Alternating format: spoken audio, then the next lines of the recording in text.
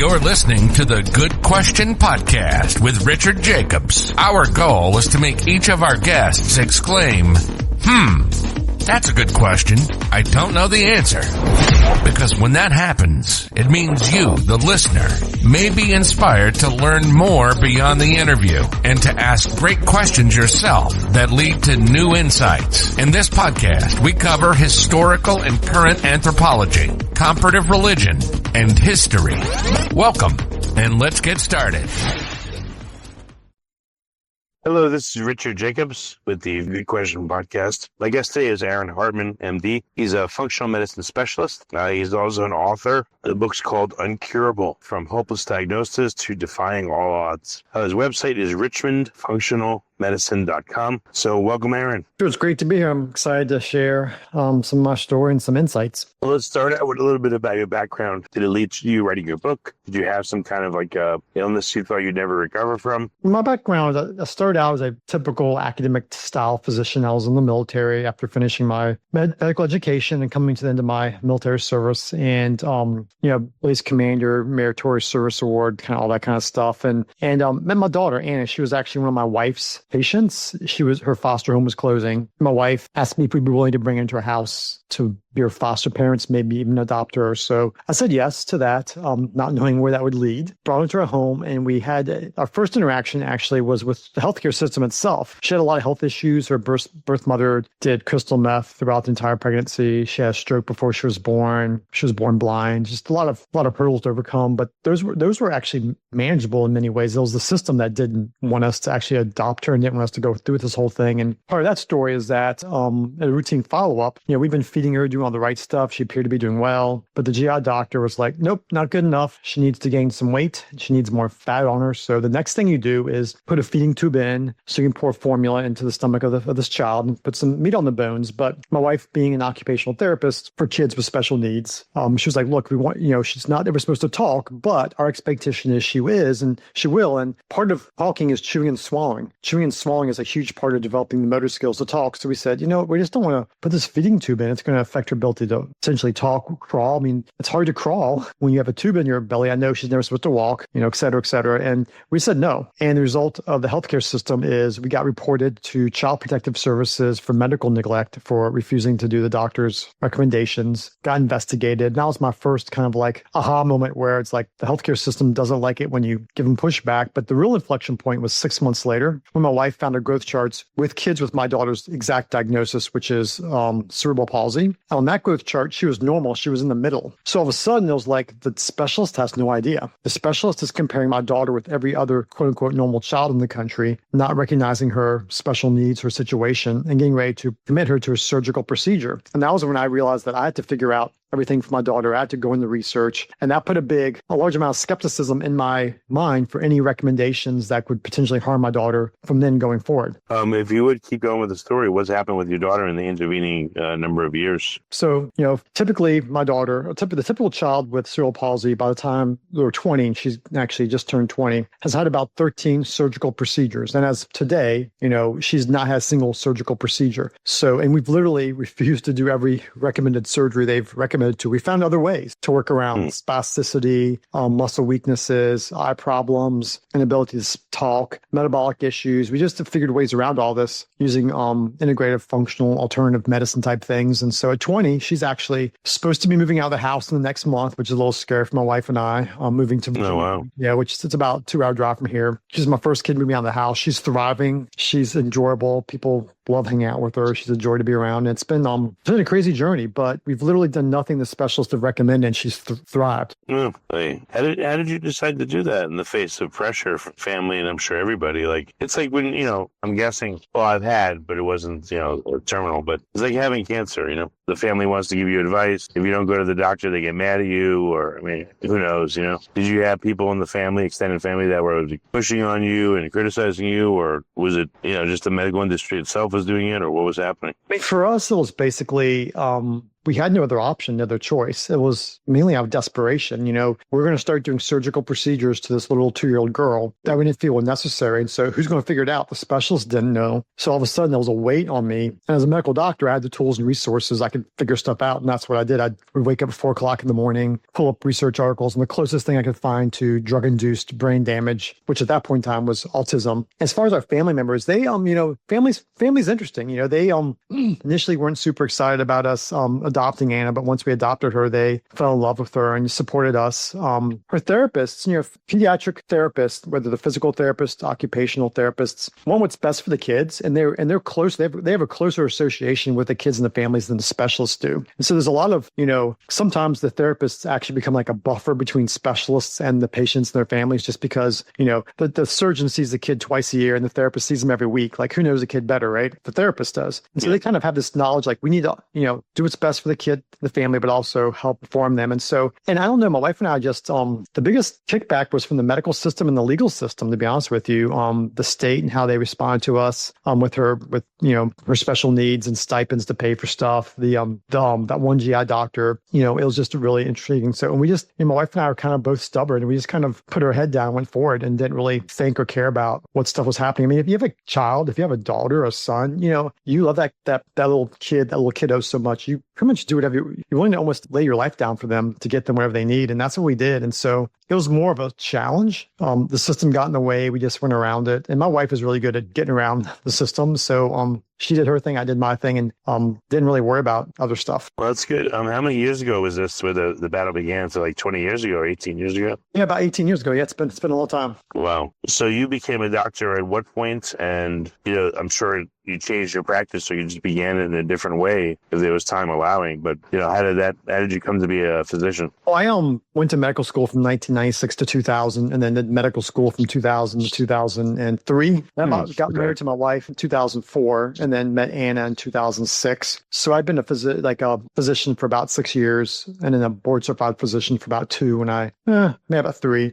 when I'd met Anna. And, at first it was just me exploring things, me finding out things. But I like to learn from the source. I like to go to like the smartest people and learn from them. So eventually I heard about the AHIM, which is the American Board of Holistic Integrative Medicine. They had a conference in St. Pete, Florida. I went to that and learned a lot of really cool stuff. And that opened my eyes up, and then learned about the Institute for Functional Medicine, started studying there, and then learned about functional neurology and started studying from functional neurology seminars. And I would find these experts and just start studying from them and building up my knowledge base. And as I built it up, probably 2012-ish, I started experimenting with patients. You started learning stuff about different ways around things. I remember one of the first patients I quote unquote experimented with, because I'm still practicing, right? I've been doing this for 26 years now. I'm still practicing, but I'd learned about this thing called yeast overgrowth syndrome that sounds a lot like chronic fatigue and fibro. I had a patient who had the diagnosis of chronic fatigue and fibro, but she also had vaginal yeast issues. She had gut issues. She had a horrible diet. She smoked. She had thrush in her mouth. And so I'm like, I think you've got this yeast overgrowth thing. How about I give you some diflucan, which is an antifungal, see what happens. And she took a week of it, and her fibromyalgia went away for like almost 2 months. And so I would just find patients that are willing to try different things and started, trying things with them. And that just progressed from 2012 until 2016. My wife was like, hey, why don't you put up a shingle, start practice? I'm like, okay, I'll just throw up a shingle and see what happens. And so I built a website, put up a shingle, and a year later, half my practice was functional medicine stuff. And it's just been gangbusters since then. Well, I don't know, like with traditional medicine, I know it's hard to estimate, but what's your guess?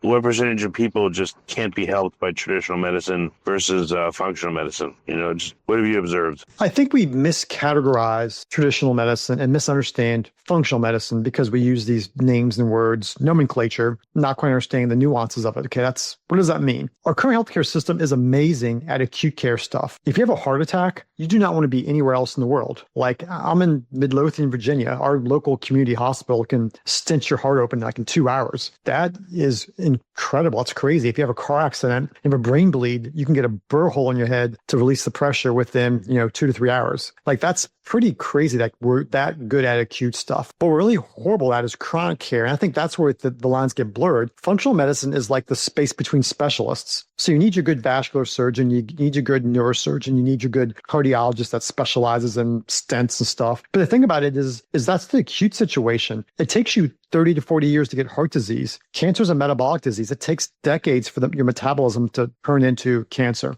Dementia, Alzheimer's, we're actually learning these things are actually metabolic diseases that start decades before the disease pops up. That is where functional medicine shines. That's where it's powerful. And so when we say, conventional versus, functional, we really need to think as acute versus chronic. And acute care system, Right. If you have a heart attack, you're in a car accident, don't come to me and ask me for some herbs. Like go to the hospital, go to the ER, The subtle thing is the chronic turns to acute, and then we say, what are we going to do? All right, I'm going to change. If you're diabetic and your A1C is 10, you probably need to start on a medication. We'll start you on GLP-1, some metformin, maybe even some insulin depending. But once your A1C gets stable in that 7-ish range, we'll start doing herbs. We'll start doing berberine. We'll start doing bergamot. We'll start using chromium and cinnamon to actually improve insulin resistance, work on your gut. So each of these has its place in that it's a certain situation. As a medical doctor trained in both, I have the ability to figure out, okay, when do you need to get surgery for your gallbladder? And when do you need to just to treat the IBS with some other stuff? And so that's where, because I have 3 board certifications, it allows me to kind of straddle acute, chronic, the integrative world and the conventional world as well. But it's confusing because a lot of people think like it's either or, and it's not either or. These are complementary. They come together, they augment each other. It's not either or, it's both and. So when people come to you, what's a typical story? Have they tried allopathic medicine for a while and they're not getting results and they're getting desperate? What makes people come to a functional person like you? Typically, they come to us kind of sort of out of desperation. They've tried a bunch of things, been to a bunch of specialists, and been told, there's nothing wrong with you. We can't help you. It's all in your head. And so, but they know something's wrong, right? I have aches and pains, and my hormones are off, and fertility issues, and gut problems, and brain fog, and, I'm having word finding issues. I just don't feel good. I'm sleeping poorly, et cetera, et cetera. But all the lab tests are normal. And all the specialists say I'm fine. And they come to us. I'm like, oh, you have all these nutrient deficiencies. You have all these fatty acid lipid abnormalities. Oh, you live in a moldy building. You have a tick-borne illness. You have Lyme disease. Oh, you have SIRS.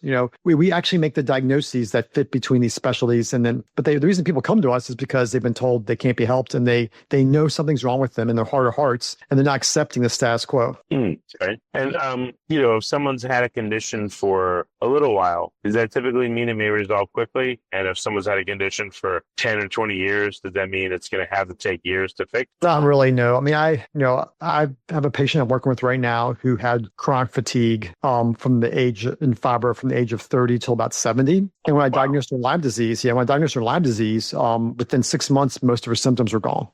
She turned around really pretty quickly. Now, she did everything we talked about. She cleaned her diet up, took her antibiotics. She was very compliant. I have other patients with minimal symptoms that take longer because they're more convoluted. It's like not just Lyme or not just mold, but it's like 5 things. It's a concussion you had 20 years ago. It's your hormones are off. It's you had a toxic exposure from a factory you worked in.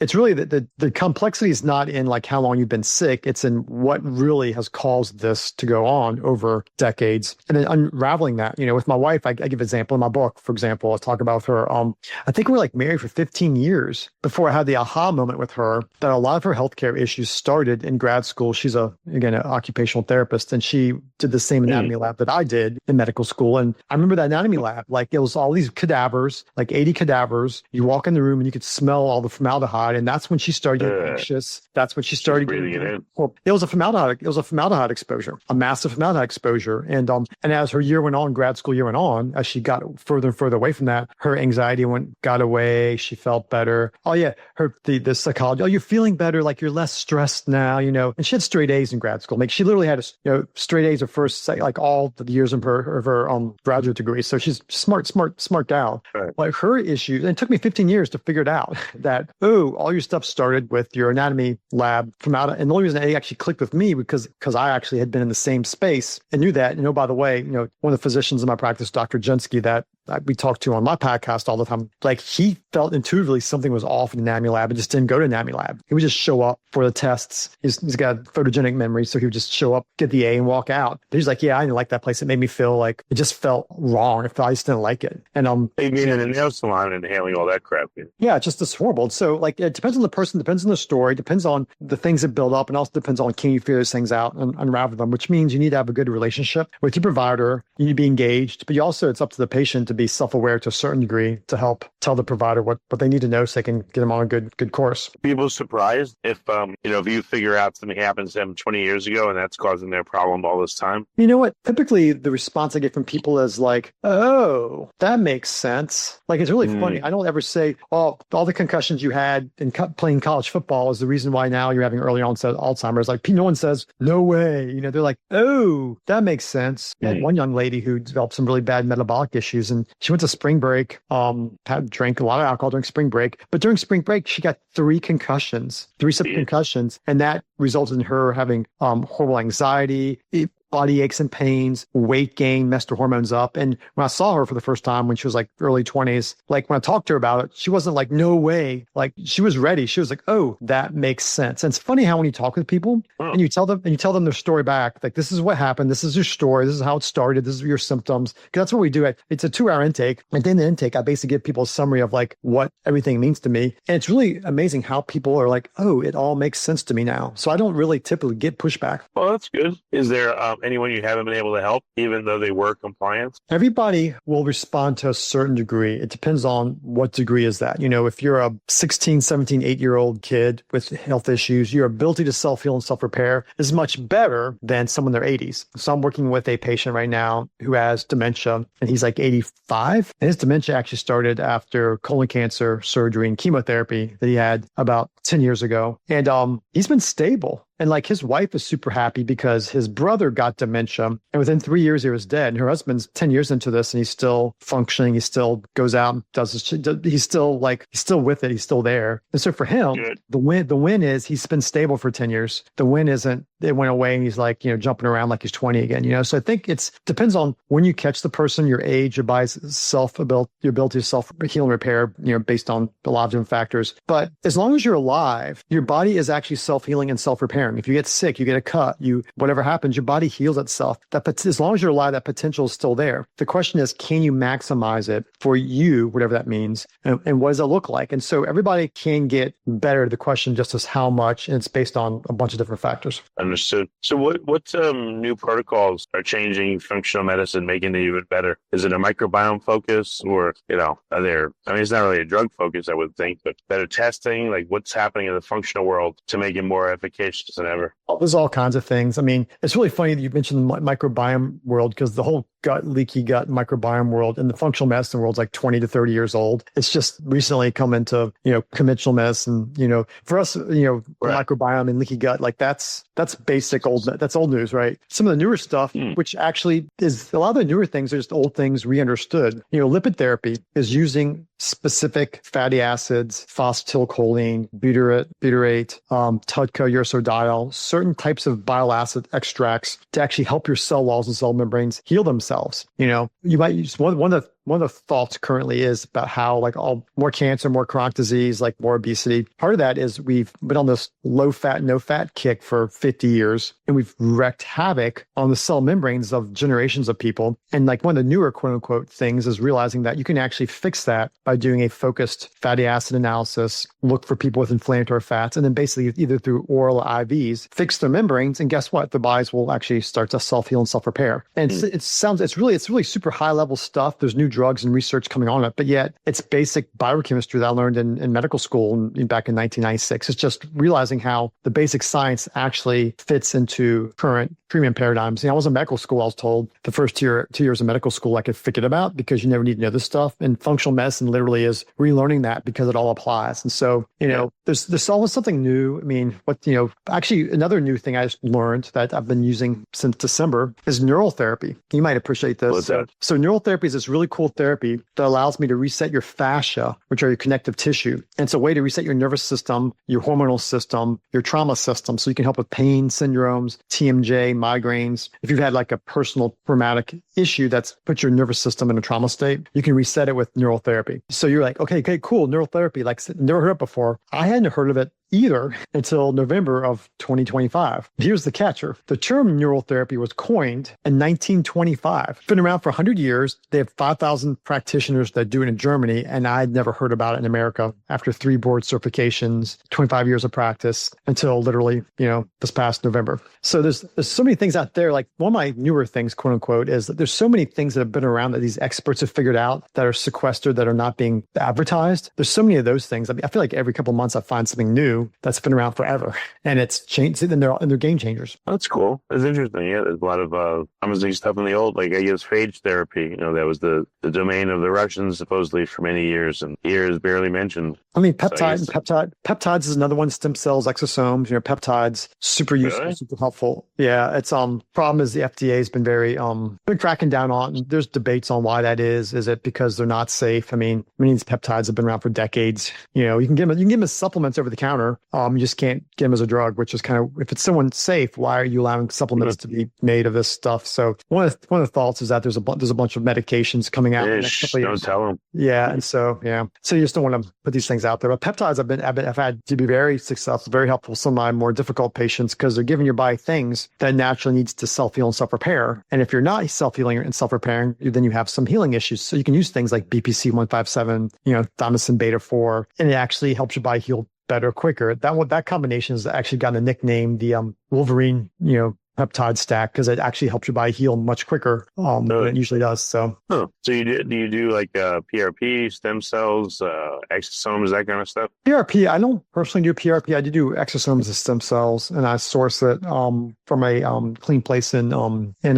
Tennessee. But there's a lot of different types of stem cells and exosomes and stuff. PRP typically is the orthopedic person is doing that. That requires a lot of fancy equipment to spin it down. You got to pull the blood out and spin it down. That's a little more technical. Now that's typically there's a couple of people in town here in Richmond that are doing that, and they're pain management orthopedic people. But I'm doing more stem cell exosome type stuff in that arena. Well, what have you seen as like some of the most efficacious stuff, for fixing old wounds, aches and pains, things like that? Is it extracellular vesicles, exosomes, or is it more peptides or combination of the two? It depends. You got to treat the patient. So I've got one guy who had significant heart failure, and his ejection fraction was about 15 to 20%. Now, typically you want like 50 or 60. And so he's got significant heart failure. He's got a pacemaker in. And we did a combination of exosomes and stem cells with him. And 3 months later, his echo was 40%. So it's like almost normal. Wow. Peptides aren't going to do that. Personally, I was having some shoulder issues. I did exosomes and stem cells in my shoulder. It'd get better. I got some rotator cuff issues. I used actually some growth hormones, some CJC apamorelin and some thymosin beta 4 with BPC, which are different peptides. And that worked great for my shoulder. Pain came back again, So I broke down, did some research, started doing my own physical therapy on it and some fascial work. And actually, that's been the best thing for me. So sometimes the fancy stuff, that was several $1,000s of my own money on stem cells, exosomes, peptides, when basically I needed to do some basic physical therapy and get a fascial ball and roll my shoulder out for like 2 or 3 months. And now it doesn't bother me anymore. So it's, that's the thing about being a practitioner is actually not just reading articles about how stuff is supposed to work, but seeing how it actually works. But then see how it actually works in hundreds of people. You get a feel for what is the most likely outcome. And that's the difference between like a researcher and a clinician. Researchers read articles and say, these are the things that might work. The clinicians actually do it and say, these are the things that actually work for these patients. But then everything clinical is bobbed off as anecdotal. Well, by traditional, medicine, which is ridiculous. Like, think about it. Like Lipitor, right? So the clinical trial to make it, I don't know, let's say, I'll be nice, I'll say there's probably 100 people, In the meantime, I don't know, 50 million people have taken it, but no, that data is anecdotal. Don't look at that data, Different races, ages, circumstances, all that. Imagine if Lipitor gathered all that data. What would it tell them now that the drug has been used millions and millions and millions and millions of times? But, you'll never hear it. It's just kind of funny to me. I mean, a lot of times when experts use the word anecdote, that's the way of blowing off something they don't understand. Right? The thing I tell people I've got 3 board certifications. I practice medicine in 7 countries and 4 continents. I've had over 100,000 patient encounters. And what you learn over all that clinical experience is when someone like these anecdotes, I've stopped ignoring those and started just put those on. I don't understand what you said, Richard. That doesn't make sense to me. I'm going to put it on the shelf up here. And as many times I'll come back a year, 2 or 3 later, I'll see something similar and I'll connect the dots and realize, oh, that wasn't an anecdote. That was actually this physiology, this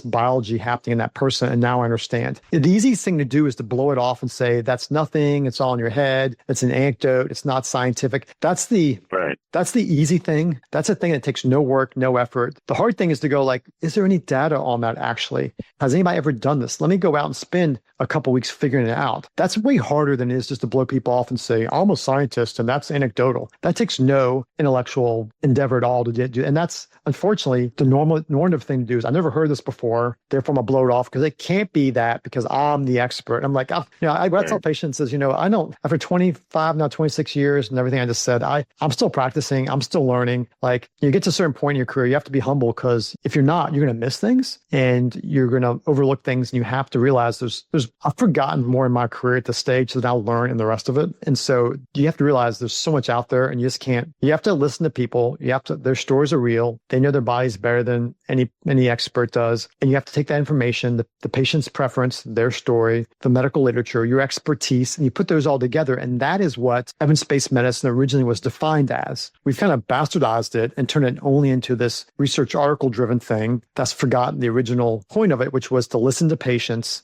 apply the literature, and use your expertise. That's what a true clinician is, scientific clinician is supposed to do. Right. What do you think would happen if you took patient notes, and redacted personal info, of course, and put it into an AI and asked it to draw conclusions from, the 100,000 patient encounters you've had, maybe for certain conditions, like subsets of the data, et cetera. Do you think that would be useful or what would come of it? AI is useful. I'd actually use it a fair amount in my practice just to help me with ideas and processing things. But the problem with AI is it's an idiot savant. And what that is, it's consumed supposedly the entirety as of today. This is, April 10th of 2026. As of today, supposedly it's consumed the entirety of human knowledge twice, but it can't interpret anything. It can't really understand stuff. So you might ask it a question and it'll actually literally lie to you sometimes, right? And the other problem with the AI stuff is now it's like it's starting to consume itself because AI has created enough information out there that now there's information out there that it's created and now it's consuming that data. So it's almost like the dragon, the Chinese thing, the dragon that's eating its own tail. So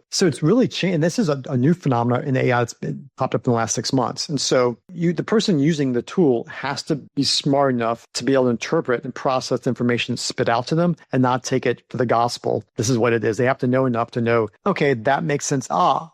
I understand now. If it doesn't make sense, you don't accept it, right? I've had AI tell me, I've put some labs in there, ask it to interpret them for me, but I actually read the labs first. And it's like, oh, this. And like, you got the wrong labs. You're looking at the wrong stuff. And it's like, oh, I'm so sorry. You're right. And you're like, okay. So AI is useful. It's helpful, but you have to know enough to be able to use it the right way. So what do you think is going to be the future of functional medicine then in the next 5 years or so? You know what? I have no idea, man. That's a crazy question because I don't know what's going to be going on a year from now. If based on the current trajectory and trends, I see 2 divergent pathways. The first pathway is the insurance industry academic pathway that's going down this one thing. And then the other one is a patient-driven, consumer-driven pathway that some practitioners are already popping out on, meeting the needs of people as they demand them. And these are 2 different economic systems. They're two different business strategies. One's based on working for insurance companies and the government, and one's based on working for people. And so these 2 pathways are diverging. And unfortunately, what's happening is people with money are getting more access to functional medicine, and people without are stuck on the government system. If you're a Medicaid patient, good luck finding a functional medicine person. You're not going to be able to see someone unless you're willing to pay cash for it, and you probably don't have the resources. And so there's 2 separate systems. I didn't think about that. Yeah, there's 2 separate systems. And so, and you have to be educated enough to understand, what real food is and how to read a food package and how to source your food. And then you have to be successful enough to have the money to afford those things. And so,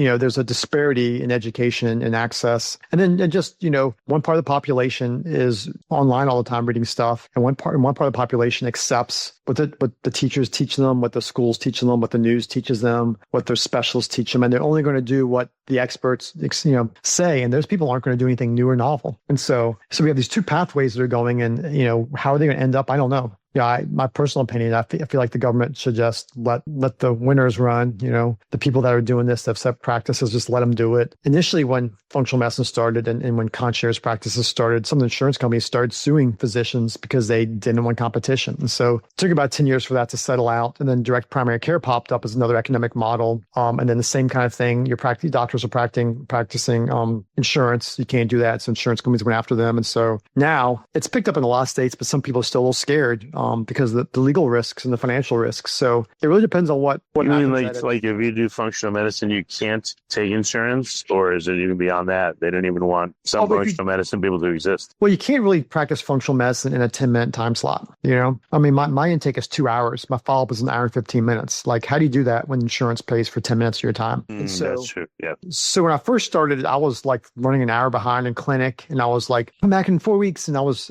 drowning. And I did that while I was cutting my teeth, but that's not a way it's not sustainable. And so the question is, how does a physician who has, $250,000 in college and medical school debt, who has a mortgage and car payments and kids in a family, how do they actually pay their bills and practice medicine in functional medicine? That's where that economic model, everybody has to figure it out for themselves. And that's where I think I think more people would do this if that was easier. The thing I joke about people with is if I got paid what my pediatrist got paid, I went to the podiatrist 10 years ago for a foot problem. It was like 15 minutes and my insurance paid him $250. I mean, if my insurance paid me that for my time, I would just bill insurance, all day long, and then it wouldn't be a problem. But the reality is that insurance doesn't recognize functional medicine, and so the way forward, I'm really interested to see what happens. I feel like more and more people are getting educated about it and learning about it. But to predict what's going to look like 5 years from now, I think I'm just trying to stay at the front end of everything, take care of my people, raise my kids, take care of my family, and